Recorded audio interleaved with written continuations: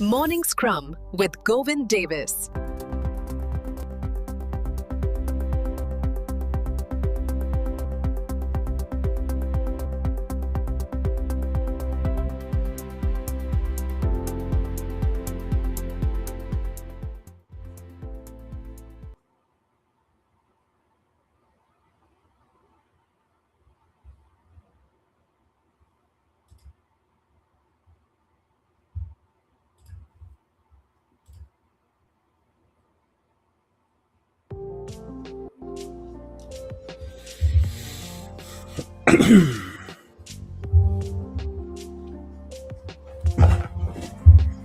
Oh, jeez. Like I have all this time and then I just completely forget to do something like turn on the light. I should really call this the sometime during the day scrum. Originally I had the idea that this thing was going to be like I would try to do every morning. It does not work out. That's for sure. So no worries. Today I really wanted to get at least, even if I can't get this story produced, I wanted to hop on here and record the content, tell the story, and then what I did yesterday, and it did work out in the end pretty well. And I think now that I sort of I've gone it through it once with Descript, I have a pretty good idea of how to do the recording, distill it down, and then most likely what I'm going to end up doing then is break it into three scenes, and then just record have the script break it down and say, okay, I'm going to create three 30-second snippets, bam, read tell the story, do some cleanup, and I should have something good. So I'm excited to do that. Want to call out my current sponsors. I'm excited to get more sponsors as I get out to market here and start to really promote the show and my own content. So for right now, focused on warm up IP. It's great on LinkedIn to see a lot of people getting certified there, warm up specialists. It's really important to get the right kind of professional help if you're sending and scaling up email. So warm up IP, a great team, and they're going to help you out. So what I'm going to talk about today is my blowing it up SaaS experience, right? So, when you get into SaaS world, to me, all my experience in that SaaS space, it's all about getting that kind of breakout growth, right? The kind of insane, monster growth, going from 0 to 1 million and 1 million to 10 million and, to 100 million, right? And there's people that spend their whole life in this space. Huge. I mean, there's 30,000 SaaS products. And I mean, look, AI is changing that, but it's not happening overnight. And even if there's a whole new wave of technology, the mindset of developing, creating, inventing some kind of digital product and, getting traction, getting product market fit and just blowing it up is that's it. That's what these people live for, right? That's the dream. And so anyway, after I exited MCF Tech and I spent some time thinking about what I wanted to do with my life and ended up really mostly focusing on outbound B2B and mostly working with tech companies, tech products, and SaaS in various different forms. And that was a lot of it. And I did a number of different projects in that space, and I ended up getting involved with a B2B customer success SaaS product. And then, yeah, and while I was there, like, honestly, as a direct result of the work that my team was providing, and honestly, I really would say I was there, like, honestly, like, I'm like, this is such a random, crazy thing that happened because, I mean, I don't know if I hadn't been there and like had just sort of like pushed through some things that I kind of believed in were important for their company, that like that somebody else would have taken that market, right? Like, they blew up and they literally were dominating so fast that that they were acquired in 90 days, and so I was excited to be a part of that, even if I wasn't like, I'm looking back, I'm like, man, I should have like done equity. I should have done like upside. I didn't charge nearly enough for this, right? Because I just wanted to run outbound and prove and learn and like, and do this kind of work. And so anyway, so that's kind of how I got into that space. Was I'm actually what it had, the way I ended up with that particular project. It was a company called Strike Deck, and sometime before I had done some work for the company called Intalio that was similar to QuickBase, or like a low code platform. And the marketing guy there, Rajendran, I was doing some stuff with him, and then they kind of just sort of like ran out of steam essentially. And like, a couple of years went by and I ran into Rajendran. I was marketing to get clients for Big M Marketing at the time. That was the brand I was running those services under. And he was like, yeah, hey, you should come, and like, I'm going to be helping out this company Strike Deck. Maybe you can come help with some stuff. And so I was like, yeah, that's awesome. That's, I think what I'm doing would be like super helpful there, right? And at the time, what I was doing was basically running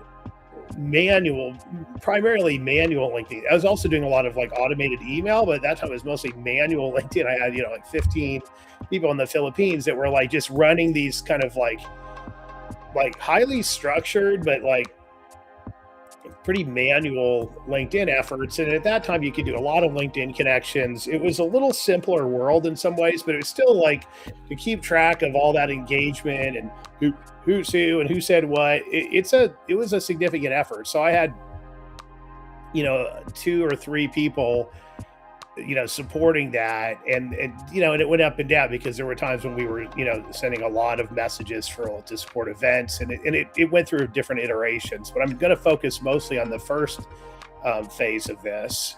And while I do that, I'll bring up the image for that kind of shows this is based on the case study that I put together, and then I had AI kind of like really boil it down and simplify it. So it's not quite the Strike Deck logo. It's the same like SaaS logo as before, but I don't really care. So yeah, Strike Deck, customer success SaaS. And when I got involved with this, I didn't even know customer success was a thing. I was like, what's customer success? So I learned, I'm like, okay, it's cool. It's like, it's enablement for SaaS, right? They realize, hey, like if you don't like have customer success, you're going to have churn, right? So customer success is kind of the anti-churn department, right? It's like, hey, and we're going to help people be successful on the platform and get traction, get stickiness. Actually, that's MCF Tech, my software company with QuickBase. We were acquired by QuickBase and became part of their like customer success enablement department, because that's what we did. We were helping like customers succeed on the platform. And so it's not really exactly professional services, even though it kind of is. And, it's a whole thing. So what happened at Strike Deck is I got there and, talked to Rajendran, showed him what I did, said, okay, let's do this thing. They had a couple of salespeople, and, we started just kind of going, like, we just started, like, this was in the end of, the 2018, it was just the end of the year. And, few little things kind of going along and not much, right? And then we kind of kicked into 2019 and some things like, we were like, man, I don't know, it's probably 3 or 4 months into it. and there still wasn't that much really going on. And and so, but I don't even, like I hadn't heard from anybody, and like for a while, and I was like, what's going on there? And I think this is typical with a lot of companies, SaaS. People are like, oh, here's the thing, let's try this, and and then they forget about it or whatever. I'm like, still haven't got it. We're over here like a couple of salespeople, and just built like really like ramping up their LinkedIn connections, right? And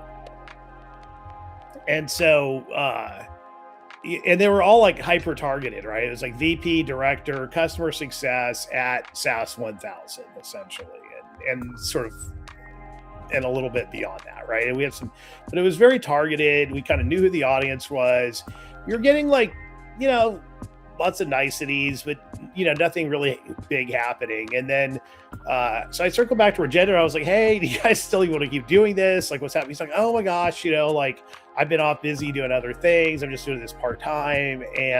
But we need to come up with something, like, we need to really, like, because we're getting a lot of pressure, from the investors. We need to like actually get going. And I was like, well, he's like, do you have any ideas? And I said, well, we've got, by that time it was probably 4,000 LinkedIn connections, something like that. It was, we were like, okay, we have these 4,000 LinkedIn connections, which is like a big chunk of the audit of your addressable market.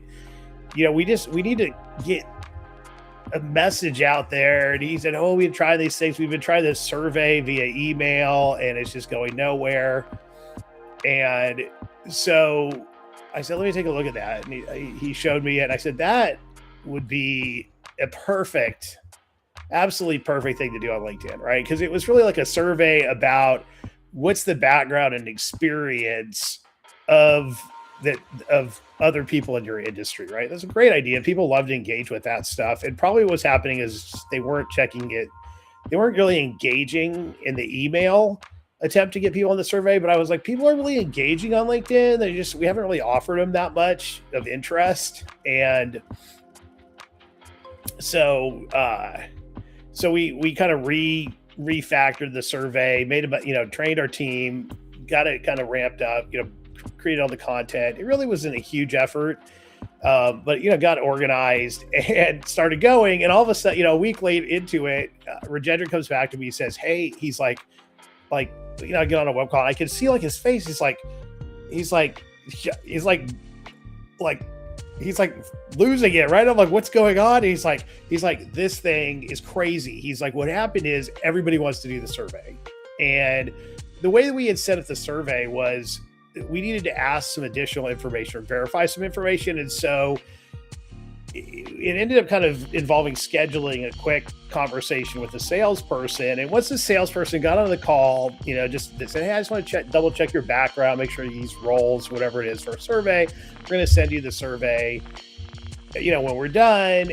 And what happened is they get on the call, do the survey, and then say, hey, you got a second? Can I just show you a quick few things about Strike Deck? And like almost all the time they agree. And all of a sudden people are like, hey, this is really interesting. I want to check this out. Start asking questions. And the pipeline, and Rajendra's like, the pipeline is blowing up, right? The next week, he's like, last week we had 5, this week we have 10 meetings and another like 20 scheduled. I'm like, okay, this is, it is blowing up, right? Like, okay. It's like, boom. It's just, it's just skyrocketing. And it just kept escalating. And within 90 days, they were able to go, I think that exit was always in the cards for them, right? It was like, I don't think that was Strike Deck was really an environment or company that was built to go unicorn. It was like, take this like high-end SaaS space or customer success, get traction, get bought, and everybody's like, so 90 days in. And of course, now, so what happens is, I'm like, hey, this is great. You guys got acquired, and then Rajendra moves on. He goes up into product management. All the sales guys are off doing things. I'm like, but I'm like, hey, I want to keep getting paid for this. So end up, they hire a couple of marketing people come in, and they're like, yeah, this is actually great.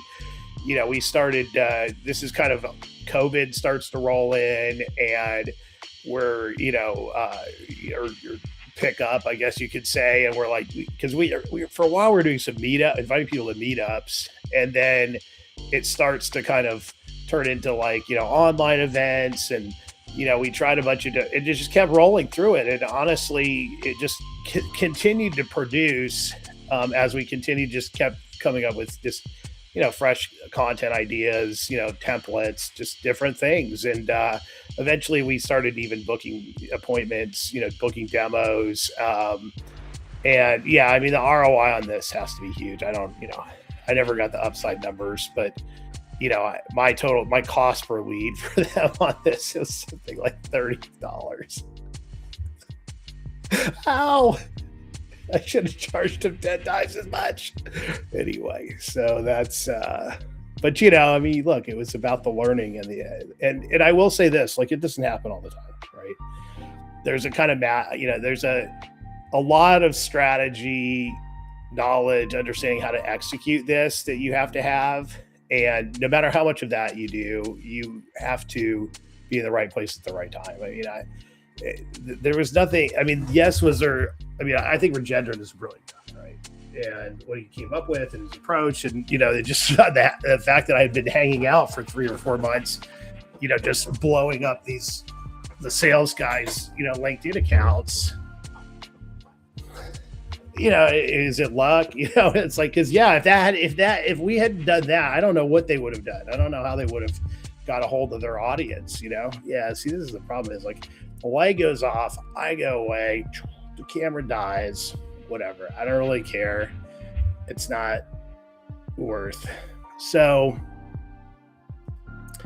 what does this all mean? What does this all add up to? Why am I telling this story? For me, I think as a lot of the kind of work that I do, and it's part of like my business content artist package influencer model, is to continue to tie in these things that I experience, right? And I'm constantly, I have my other, on Thursdays I do the BDR, SDR, and I'm constantly automating, building my own outbound and engaging. And like, to me, my engine is about content production and distribution in a B2B environment and at really a personal level. So I'm like constantly running automation, building the next generation, right? Staying right on top of like, how do I create authentic engagement in a scaled up way,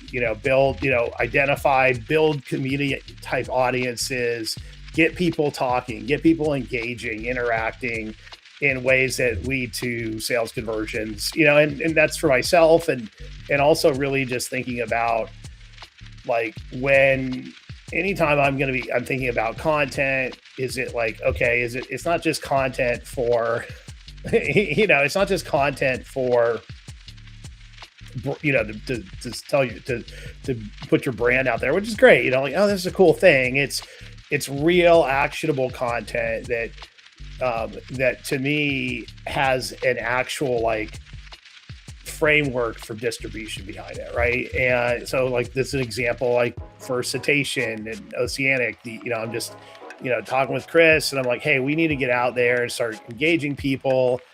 I'm automating LinkedIn messages, just hitting up incubators and saying, hey, who wants an open source AI demo, right? You need to know about what's going on in open source so you can avoid lock-in. I'm here to kind of help share that story with you. And there's a purpose to that. And it's, creating value for somebody. And to me, that also gives me the opportunity to fine tune and hone my engine, where I'm like, hey, I'm making sure I'm keeping track of all of these people, right? The rubber hits the road when it comes to sales process, lead generation. When you put all the pieces together, it's not just like, hey, I send a bunch of emails.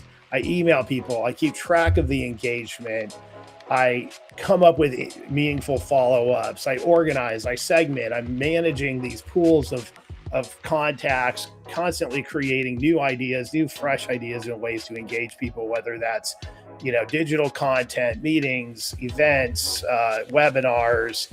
Though that kind of thought process is what leads to these kind of like outstanding results. Now, I mean, you can do all of this. Also, remember, especially if SaaS or startup world, and if you're not in the right time in the right place, you can do all of these things, and you can still maybe not get the outcomes that you're hoping for. But if you don't do all these things, it's just luck, right? Like, you need to be building your base audience. You need to be communicating with people. Like, how many people? It's like, chop wood, carry water. That's a key part of this whole story. I actually should go back, and I think what I'm going to do, just for the sake of it, is I'm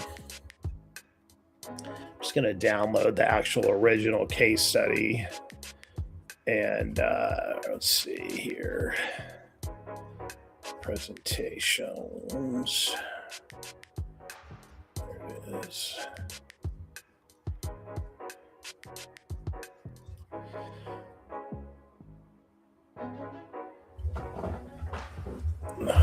Is it going to get me? Hello. Why will you not? There we go. Now it got me back. I have to get the face. Yeah. So this is the original, and it's all about chop wood, carry water, right? It's like, the keys to me are really these three things, right? It's like, number one, it's like, just, you got to, like, every day, like, did I message 100 people? Did I message 100 people? Did I get my messages out? And it's really hard to do. Like, it's maybe as a solopreneur, as a creator, I'm like, hey, I need to like create content. I need to like produce raw materials. I need to refine that into killer content. I need to distribute that all over the place. And I need to run my business and go get customers and all this. It's hard, right? Like, it's hard to get every day. Did I email 100 people? Did I LinkedIn message people or whatever? And so that's the key. And that's, honestly, when I was running my service, I feel like in the cases where I was really successful for people, it was because they just didn't do this themselves, and they had a lot of the product stuff worked out, right? If you don't have the product stuff worked out, message 100,000 people and you don't have anything of value to offer, that's just a waste of time anyway. But I mean, did I do those kind of projects? Yes. And learn my lesson, right?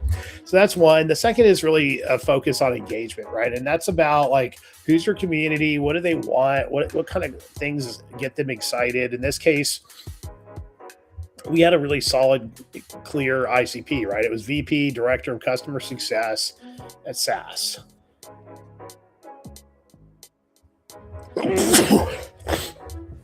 That ICP isn't always necessarily so clear. With products, it usually is, right? You build a product for someone, for an audience. Now, that's people build all kinds of products that they just think are cool, and they don't know who the audience is. But, in this case, we had a pretty clear audience, and we focused on them, and put all the energy into that. And the last piece was really about just treating the network as a community, I would say. I mean, here I say harnessing the network, but it was about building community. It was really, hi, Abby. It was really about taking the content beyond just like sales content, right? And turning that content into community building content. So we're inviting people to webinars, inviting people to meetups, right? Working with marketing and extending and taking what marketing was doing and bringing that to that community. There was one point when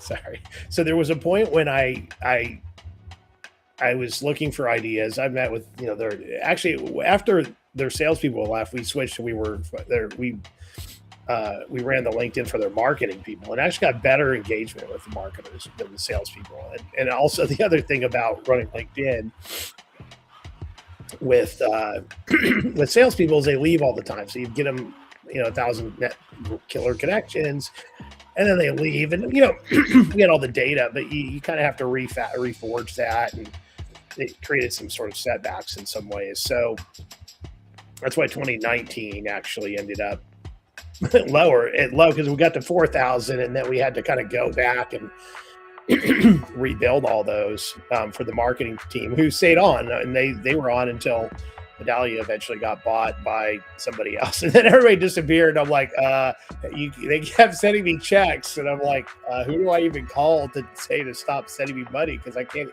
even know, like, everybody. Anyway, so I didn't complain too much, but eventually I did figure out how to get a hold of the gender, and I was like, you guys really should just stop paying me.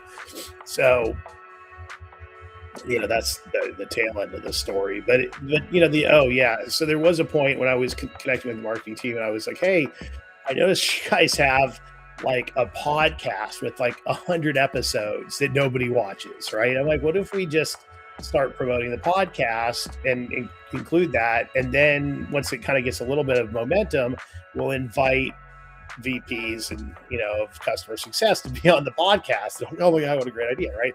So we got it going a little bit, started promoting it to everybody, and then send out the invite. And we said, okay, if you're interested, just schedule a quick meeting with the salesperson. They'll see if it's a good fit. And the salespeople, after a bit, they were like, no, we can't do these because it's just too many, right? I mean, they weren't all sales leads, right? But it was, once you get this kind of network kind of marketing going, and people, feel like it's you're kind of building community.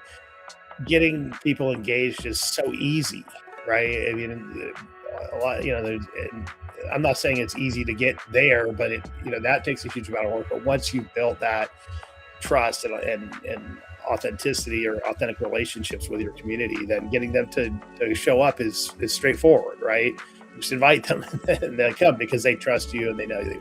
So that's a really important learning experience from running this. And I mean, I could say this, like, if you ask me like, hey, how do I do this again? I'm like, look, you go and, you're an angel investor, you invest in 10 startups because you know that one is going to succeed, right? So no matter how, even if you do all this stuff and you do everything right, you do all the go-to-market and you do everything perfect in the marketing, you still can't guarantee success. But what I definitely can look at is when you can see organizations and they're just not going to get there because their marketing engine has no momentum, right? Like you can do all the things to build momentum, right? You can send all the emails and you can really fine tune it and look at what the engagement is and do all these things. Again, it doesn't mean that it's going to flow all the way through to sustained profitability and growth, but you can definitely look at organizations, environments. You're like, hey, if you're producing like struggling to get one interesting content piece out a month, or like,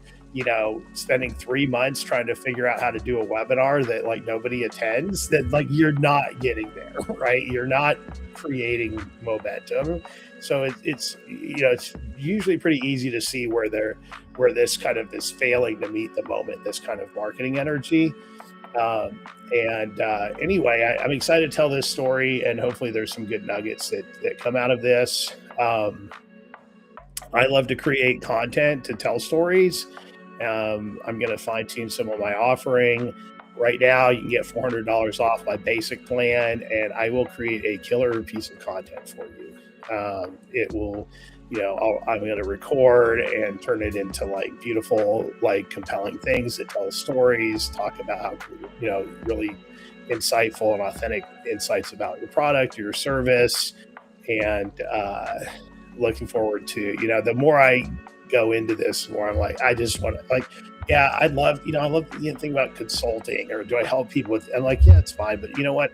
The best way I can help people is to tell stories and explain things about you or your product that come from a trusted, alternative voice, and create authenticity and trust and value for you, and explain things in ways that maybe you or your team or organization can't even really illuminate yourself, just because I've been there and seen that and done so much in the kind of business and tech space. So look forward to getting some new sponsors and new content creation work going. You can just go to my site, Strategist. Actually, I think this is not even the right URL. It should be like influencer. I think Signal goes to the like cool, like actual Signal thing. So doesn't matter, but good stuff.